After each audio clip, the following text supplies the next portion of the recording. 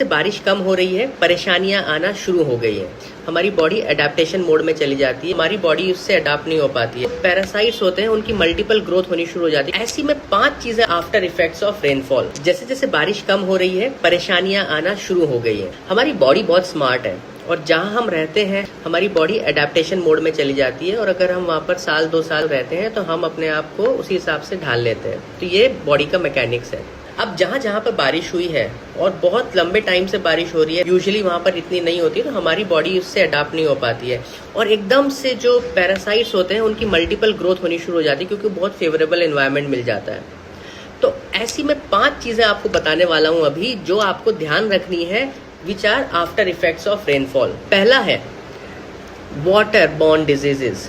तो अगर आप बाहर का पानी पी रहे हैं, बाहर का खाना खा रहे हैं जो कंटामिनेटेड हो गया है, तो इससे आपको कॉलरा, डायरिया, हेपेटाइटिस ए, बहुत सारी ऐसी परेशानियां लग सकती हैं।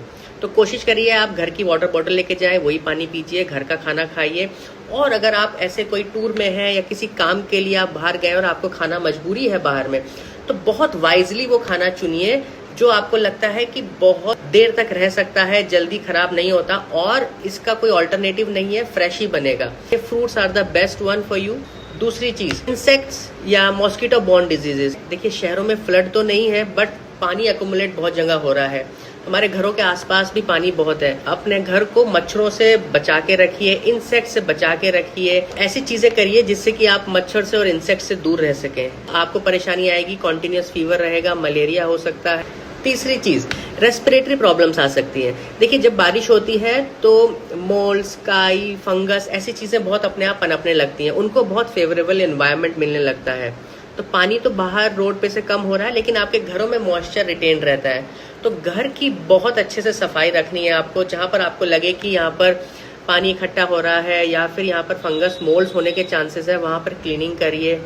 तो ऐसी जगहों पर रेस्पिरेटरी डिजीजेस बहुत जल्दी हो सकती हैं। तो अगर आप ऑलरेडी रेस्पिरेटरी डिजीज से जूझ रहे हैं या आपकी हिस्ट्री रही है, आपका वीक लंग्स है, तो आपको ये ध्यान देना है कि आप अपना घर को बहुत वेंटिलेटेड रखिए, ह्यूमिडिफायर को यूज करिए, आप एयर प्यूरिफायर्स यूज कर सकते हैं, और बाहर जा रहे हैं तो मास्क पहन लीजिए। चौथी जरूरी चीज, लेप्टोस्पिरोसिस या स्किन इन्फेक्शंस हो सकते हैं।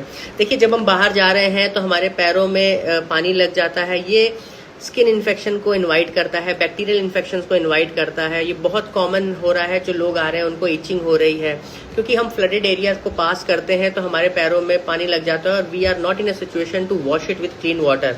तो आपको ध्यान रखना है, अगर आप ऐसे पानी वाली जगह से गुजर रहे हैं तो आपको घर आके अपना साफ पानी से, सोप से अब हाथ पैर को धो लेना है। अवॉइड करना है कि आप पानी वाले एरिया में ना जाएं। जाना पड़ रहा है तो आप ये प्रिकॉशन जरूर लीजिए। और 5वीं इंपॉर्टेंट चीज ये है कि आपको पता है कि पानी पड़ा है बाहर, तो आप बहुत ध्यान से चलिए, क्योंकि इंजरी भी होने के बहुत चांसेस हैं। आप फिसल सकते हैं, गिर सकते हैं। Make sure that you are wearing right. आप कोई ऐसा लूज शूज या चप्पल पहन के बाहर मत जाइए जिससे कि आपको फिसलने के चांसेस हो। बाइक और स्कूटर पे बहुत सावधानी से चलिए। अगर आप कार चलाते हैं तो आप मेक श्योर आपका क्लच और ब्रेक एकदम सही है। आप ट्रैफिक एरिया में अगर जा रहे हैं, अगर सामने वाले को इंजरी होती है तो आपको भी तकलीफ होगी। Spread this video with people you care about. Thank you.